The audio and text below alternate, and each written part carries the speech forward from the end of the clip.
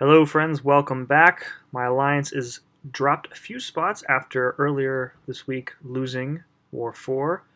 We're back again. This is War 5. We're taking on this Russian alliance that I don't know how to pronounce. Let's get right into it. Today we're going in with Void and Namor, and we're swapping out Symbiote Supreme for Warlock for a Havok up on the top path in Section 2. Alrighty, first up we have a Void on Long Distance Relationship Special Lock 1. Now this is a fight that has given me problems in the past, even as recently as earlier this season. I think in War 2 I fought a Void here and died, so I don't typically like to boost up for Section 1, but I really wanted to make sure that I didn't die here. So you'll see I used a medium health boost. This is just to protect myself in case I have the degen more than is good, and I also popped an invulnerability boost just in case I happen to take a heavy or take a special attack if I mistime one. So I'm playing this fight much more conservatively than I have in the past. Basically, just backing off. I'm trying to mitigate the long distance relationship debuffs as much as possible. So baiting out the special one. The thinking here, rather than playing aggressively, so in the past I've played aggressively to try and return some of the degen back to Void. In this fight, I played to keep the degen off of me as much as possible, baiting out the special one, backing off, letting the debuffs fall off, trying to remember to fire off my special one when I can, taking an extra care to look at the combo meter so that I can purify the debuffs as they come on me. So, and it actually worked out pretty well. So I get Imperious Rex naturally, fire off the special 2, gets the nice stun, follow up with a special 1, and down he goes. So I think that will be my strategy going forward, just trying to play it safer rather than stay aggressive. Alright, so up here we have a hidden node. You can see we got the persistent charges going there. I used Scouter Lens to determine that this was an Ebony Maw. And Void was the only champion out of the 3 players in that section here who could probably take this fight. So I actually lucked out big time with my heavy attacks. So when I did some duels to test out the heavy counter against Ebony Maw with Void, he wouldn't always snap forward like that. So if you've ever had that happen to you, where champions heavy attacks, you'll think you're out of range and they will just slide halfway across the screen and hit you with a heavy. That's happened to me a ton, so I'd like to think that I was kind of using some kabam shenanigans against them. What appeared to me as I was a little bit too far out of range ended up working out, and it was only 2 heavies to knock off all the indestructible buffs, and then we can start the fight proper. So the Falter debuff, you can see, was healing me up. Whenever I see approaching Falter, I basically just back off until the debuff disappears. That's really the only thing that I try and keep in mind when I fight Ebony Maw. So finish that up with a gold bar. Very happy with that. Alright, no mini-boss action in the middle for me today. Up top on Path 1, this is a Korg on Vigor, Indomitable. This is later that evening, I think. So I was waiting for... myself and another guy were waiting for the guy in the middle to make his moves, but he ended up falling asleep like a complete slacker. So decided to just take these next 2 fights and then save the third for the morning. So this is, I fought many a Korg on this node and other nodes with Namor.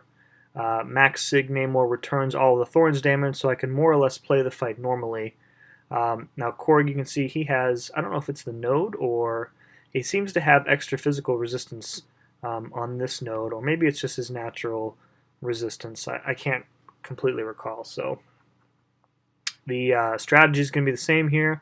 Build up to 27-ish, max 28 stacks of Outrage. Fire off an SP3 to get your first Fury. If his rock stacks happen to be down, that's great. If not, the SP3 will remove them. And then you want to trigger Imperious Rex and fire off a second one. So you can see I was trying to mash my SP3 as fast as possible because I was getting a little too close for comfort to 30 stacks of outrage there, and I didn't want to lose my special 3 when Imperious Rex triggered. So get the first one off, and then I can parry him safely since his stacks are gone. Get a 5-hit combo in, follow up with a second SP3, and this is where the nice damage comes in. You know, as many times as I've watched this special attack, it hasn't really gotten old for me yet. So, all right, so we're gonna parry again, go right into the special 2, and that almost kills him, but his stacks came back up, so it mitigated a lot of the damage. Follow up with a special 1, Imperious Rex still active, and then another 5-hit combo finishes that Korg off. So pretty good, and one of the rare instances where a double Fury powered special 2 doesn't end the fight. So all right, next up we have a Havok on Buffet, Indomitable Recovery, and brought Warlock specifically for this fight. You know, Warlock is perhaps the best counter currently to Havok on any node. I actually think the new Guillotine is pretty good. She also has a permanent armor up buff, and then has the power drain on the SP1, even if it's blocked. So you'll notice that my armor up buff is actually currently gone. So the Buffet node at the start of the fight immediately removed the armor up buff, which is okay, because as long as I take some blocked hits from Havok, I'm going to be draining his power and thus removing the plasma charges from him. So I'm not really in danger of getting detonated as long as I continue to parry and take blocked hits when I can't parry him. So baiting out that special 2. I love Warlock's animations are so fluid, and if you have the character, you kind of know what I'm talking about. There are some characters that just really feel smooth to play. If you compare a character like Warlock to a character like Groot, who has some of the jankiest, like stiffest animations, I think, in the game, there really is a difference. So, all right, so this Havok is just about dead. One more combo. Tried to go for an intercept. He wouldn't cooperate there, but we were able to go back in with a parry and finish him off. All right, so I went to bed as it was late. Woke up the next morning, and we have a MODOK on Buffet and Best Defense. So decided to take this fight unboosted because it was going to be a while before I could get to Boss Island, and I didn't want to waste another round of boost. So because this is Best Defense and he has increased auto block accuracy, the strategy is basically going to be parry heavy, and then dodge the S1 whenever he has one. So he can't auto block the heavy attack, of course. I do take some risks here, firing off some specials while he's stunned, just to kind of shorten the fight a bit and get up some petrified debuffs. This one works out where he doesn't auto block the special, but I think later on he auto blocks the first part of the special and then tries to go in and hit me, but I'm invulnerable because I'm still in my special animation, and then he takes the second part of the special. So it's an interesting interaction. So that'll be coming up here. I'm not exactly sure when. So, all right, so we've got the Petrify debuff up. So Buffet cut in half. Strategy working out well. This person doesn't seem to have a maxed out limber, so I have enough time to kind of safely get a heavy attack in without risk of being dexed and wrecked. So I always try and bait the S1 with MODOK whenever he has it. So right there. So he tries to attack me mid-special animation, but I end up intercepting him with the special attack, and I get that next debuff on him. So, all right, so he's got double Petrify plus Fear the Void, so he's pretty much dead right there. 1 dex of his special 1 kills him, so pretty happy with that fight as well. All right, Slacker Gabe took out the Nightcrawler, so we're over on Boss Island here. We've got a Korg. What is this? This is Dismay and debuff immune and stun, increased stun chance or something like that. So Dismay, kind of an annoying node with this Korg. If you don't know how to consistently dodge his special 1, this node can be a real problem for you. Or if you don't have somebody like Spider-Gwen, for example, who can auto-evade unblockable specials. But I wouldn't bring a Spider-Gwen to this fight anyways because she would get destroyed by Thorn's damage. So somebody like Omega Red would work here too. Alright, so I actually make a mistake probably about halfway through this fight where I had accidentally given him too many stacks of crowd excitement, and I dexed out of a medium, and he followed it up with a light attack that was immediately unblockable. I didn't have any time to react before he got the unstoppable, unblockable passives on himself. So take a combo there, and you'll see the dismay kind of sucks. So at that point, it kind of becomes a race against the clock. Can I kill him before the degen does me in? All right, so right there, bait out the special 2, going back in. I missed Imperious Rex, or it was active, but I somehow missed my SP3, so really missed opportunity there. So he's got 6 stacks of the crowd excitement now. I'm trying to, again, bait out the special 2. There we go. Trying to build back up the outrage. The time is no longer on my side here, so got to try and work my way back up to a special 3 and get some Imperious Rex up, and hopefully we can take this fight. So right there, I dex the medium. He follows up with a light attack that snaps to me, so I take the degen passive, and it's ticking for quite a bit, you can see.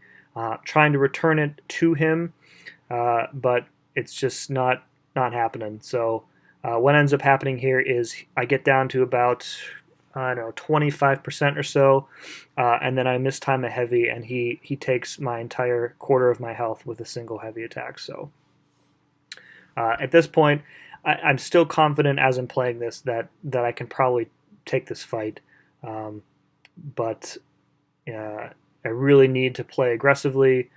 And right there, I mistimed the heavy. I had Imperious Rex ready to go. Probably would have finished that fight otherwise. Yeah, so mistakes on my part for sure. Costs me a death. So I heal up Namor. Decide not to go up to full since he's so low already.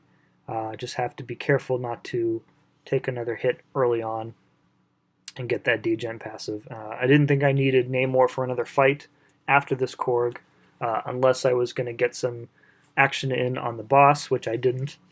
So I was pretty confident that I didn't need to use extra potions to max out his health again. Right, so basically same technique as last time, just gotta consistently dodge the SP1. If you don't know how to do that, you have to watch for the foot stomp. So as soon as he stomps his front foot, that's when you got to do your first dex, and then you can kind of time the rest with the rhythm of the gunshots. So, all right, and then so down goes Korg. Lost 1 attack bonus, definitely on me. All right, next up and last up for me this war is a Sentinel. This is enhanced SP1, stun immune, and increased physical resistance. I don't really care about the physical resistance because all of Void's degen is direct damage, so Sentinel is pretty tanky, so this is actually a pretty good placement, especially when since it's really difficult not to get him to max analysis, where he becomes even extra tankier, more tankier. At that point, I think he pretty much has a lot of crit resistance. That plus the node would make him a difficult fight for somebody who's not like Medusa, or I think a Sparky could probably take this node with the damage over time on the SP2. So yeah, Void, pretty good fight, or pretty good matchup rather. Where do I fight Sentinels at? I fight a Sentinel sometimes in AQ. I think it's like a double power gain Sentinel in section 2. I'm trying to remember exactly what the nodes are, but yeah, so, and then when we used to do map 5, we'd fight Sentinels, all the time, so. What else do I want to talk about Sentinel? I'd rather, sometimes, it depends on how I'm feeling in the moment. Sometimes I'll push him all the way to the SP2. With Void, it's safer because if you happen to take one or more of the rockets, you won't get incinerated because he's incinerate immune. So it's safer to push him to an SP2 when you have somebody like Void. Other than that, when he has max analysis, he gets kind of like his own power reserve, depending on his, I think, his signature ability. But I also don't really care about that because it just makes it easier to cycle his power and bait out special attacks. And in a matchup with Void, the longer, not the longer the fight goes, but as the fight continues, he's taking damage the entire time because of your debuff. So you more or less have, like 2 minutes and 45 seconds or so of constant degen from all of the debuffs. And as long as you're properly cycling your S1, getting that Fear the Void up, you'll get increased damage, increased degen damage, and all that good stuff. So we got about 40 seconds left, and the Sentinel is almost down. I took an S1 early on, so I got heal blocked, so my willpower couldn't heal up from the armor break debuffs, but that's okay. And one more round of combo should do him in, and there he goes. So down goes Sentinel, full AB. Pretty happy about that fight too. All right, that's it from me and it for us this war. We did go on to take the victory. This was much needed after, I think, the last one. We seem to be flip-flopping back and forth between, really terrible losses and good victories. So, yeah, so shout out to our opponents. Good matchup with you guys. Maybe we'll see you again later this season. And as always, if you like this kind of stuff, I would appreciate a like on the video, comment, let me know how your war went and how ready you are to be done with this season, as I am already. And if you want to see some more war gameplay, go ahead and hit that subscribe button and that little bell icon, and you'll be notified when I post, so which is usually several times a week, since we have several wars a week. Once I get back into some Act 6, finishing up 6.1, I'll probably be posting some more Warlock matchups or whatever I find interesting. So that's about it for me. Thanks for watching and have a great rest of your day.